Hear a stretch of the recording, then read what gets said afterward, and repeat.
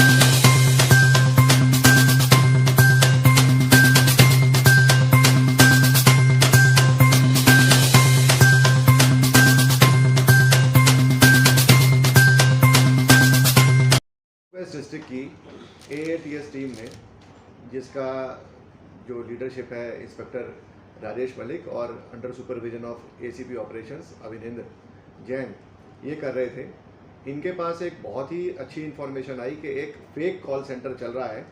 जैसा कि आपने देखा होगा कि हाल फिलहाल में भी जमताड़ा वाला जो पूरा एक मॉडस ऑपरेंडी है, पूरा एक इतना ऑर्गेनाइज ऑनलाइन स्कैम चलने का एक रहता है, उसी तरीके से ये एक फेक कॉल सेंटर सागरपुर इलाके में चल रहा था, आरवी टेक्नोलॉजी प्राइवेट लिमिटेड के नाम से।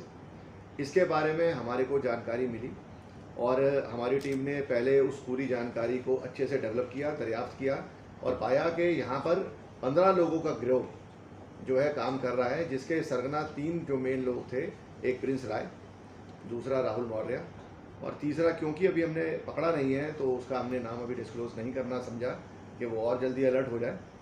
इन दोनों को हमने गिरफ्तार किया और उसके बाद पता लगा कि इनकी मॉडस ऑपरेंडी ये होती थी कि बतौर कॉल सेंटर से, जैसे आप लोगों को भी रूटीन में कॉल्स आते होंगे कि क्या आपको लोन चाहिए, तो इस तरह का लोन ऑफर ये लोग करा करते थे। 2 लाख से 50 लाख रुपए का लोन ऑफर करने की रिक्वेस्ट इनकी जो कॉलर्स थी वो करती थी।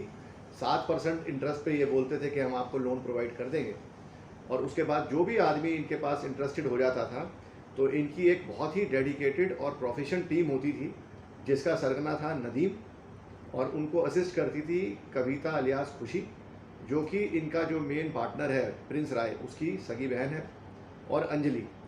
इन तीनों का काम रहता था कि इनको फंसाना, जो ये आदमी लोन के लिए आ गया है, और बिल्कुल उसी सीक्वेंस से जैसे एक नॉर्मल बैंक से आपको कॉल आएगा कि आपको क्या क्या कॉपी देनी है, आधार कार्ड दीजिए, अगर आप नौकरी कर रहे हैं तो आपको अपनी सैलरी स्लिप लगानी है, इस तरह के तमाम डॉक्यूमेंट्स के किसी भी तरह का शक किसी को ना हो, और उस तरीके से करके ये आपसे सिक्योरिटी मांगते थे कि आपको इतनी सिक्योरिटी इतने लोन के लिए देनी पड़ेगी, और वो सिक्योरिटी जिस नंबर से आपसे ट्रांजैक्शन हुआ उसके बाद वो सिम कार्ड ब्लॉक होके वो नंबर जो है आउट ऑफ ऑपरेशन चला जाता था और वो पैसा इनके पास रिजर्व हो जाता था।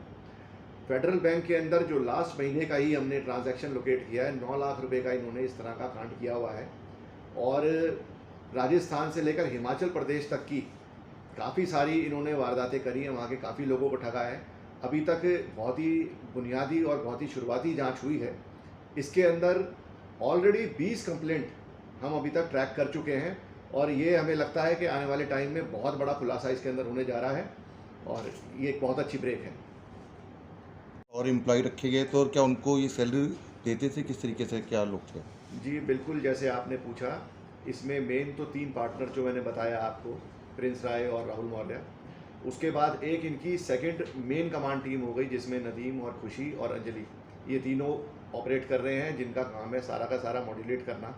इसके अलावा इन्होंने लगभग 8-10 लोगों का स्टाफ और रखा हुआ था, बिल्कुल प्रॉपर सैलरी रोल पे, जिनका काम जैसे एक रूटीन कॉल ऑपरेटर का होता है, वो बिल्कुल उसी तरीके से कस्टमर्स को कॉल करते थे, और जैसे डेली कोई ऑफिस जाता है आता है, वो उसी तरीके से ऑफिस में ऑपरेट करते थे।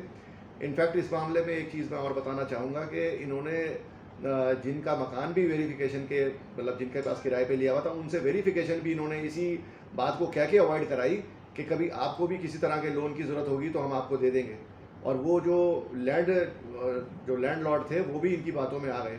हालांकि इसके ऊपर भी हमने कार्रवाई करी है, और लैंडलॉर्ड के खिलाफ भी, क्योंकि उन्होंने इस बात का उल्लंघन करा, उन्होंने पुलिस को इसकी सूचना नहीं दी, तो 188 की कार्रवाई हमने उनके खिलाफ भी करी है। सर, पुलिस इन्वेस्टिगेशन में आया है कि ये बल्क में मोबाइल और बल्क में सिम कार्ड लेते थे, तो ये इनको कौन प्रोवाइड कराता था और ये कितने? मैंने बात कही कि मोबाइल फ़ोन प्रोवाइड कौन कराता था, अभी मैंने जैसे बताया कि इन्वेस्टिगेशन बहुत ही शुरुआती फेज़ में है, तो ये सारी लिंक अभी हम डेवलप कर रहे हैं। बट हाँ, ये मैं आपको ज़रूर बता सकता हूँ कि 14 मोबाइल फ़ोन हमने ऑन द स्पॉट रिकवर कर लिए हैं, जिन मोबाइल फ़ोनों का इस्तेमाल इस तरीके से भोले भाले लोगों को गुमराह करके उनके पैसे लूटने में इस्तेमाल किया जा रहा था। रिकवरी थोड़ा सा एक और ये जो सोर्स होता है जहाँ से कॉन्टैक्ट लेके आते हैं, उनके ऊपर क्या कार्रवाई की जा रही है?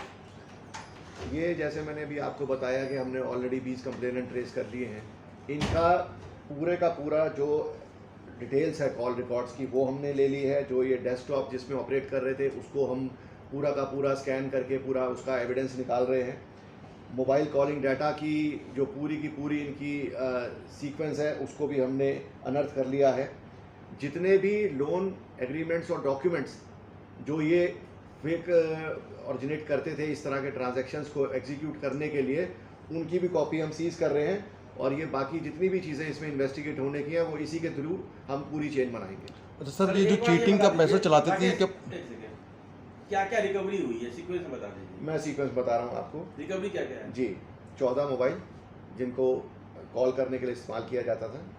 इसमें एक मोबाइल अलग से, जिसका काम होता था सिर्फ जो ये SMS अलर्ट्स भेजते हैं कि आपको लोन चाहिए कि नहीं चाहिए, उस काम के लिए। उसके बाद जो नोट पैड ये इस्तेमाल करते थे, सारा का सारा जिससे भी बात हुआ, कन्वर्सेशन हुआ, उसको जॉट डाउन करने के लिए वो भी हमने सीज कर लिया है। डेस्कटॉप जिसके अंदर ये सारी की सारा डाटा डिटेल्स भरा करते थे, जिन जिन लोगों से इनका कांटेक्ट हो चुका होता था। उसके अलावा जितने भी मोबाइल फ़ोन से इन्होंने जो कांटेक्ट किए हैं जिन जिन लोगों को, उस पूरे डाटा को भी हमने अपने पास में सीज कर लिया है। इसके साथ बहुत सारे अभी फेक लोन और एग्रीमेंट्स और डॉक्यूमेंट जो इन्होंने एग्जीक्यूट किए थे, उनकी कॉपियाँ भी कर ली हैं हमने सीज।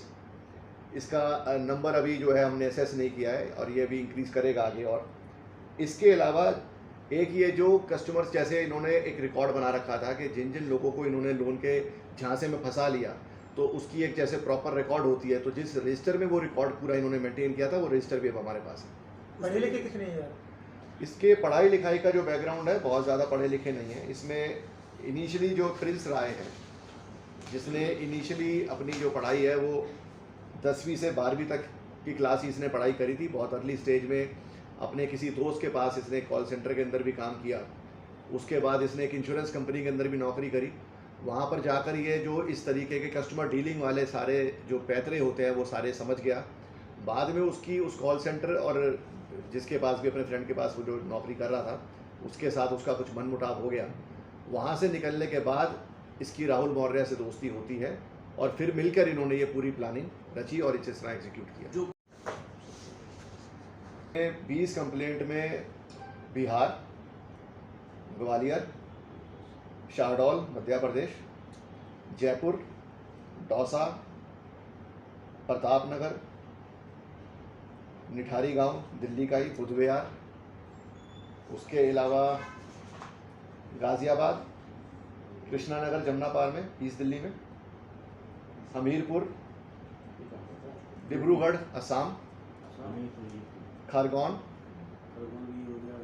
तिलक नगर वेस्ट दिल्ली में, गोपालपुर बंगाल में, और सैलाना रतन ये जगह कहाँ पे है? मध्य प्रदेश में। सिंहभूम झारखंड और फूले बाजार नागपुर। तो आप देख सकते हैं कि लगभग इनका जो नेटवर्क है पूरी इंडिया में ही फैला हुआ है। कोई भी बड़ा स्टेट ऐसा नहीं है जो स्टेट इसमें कवर नहीं हो रहा। सर कितने साल से कर रहे थे?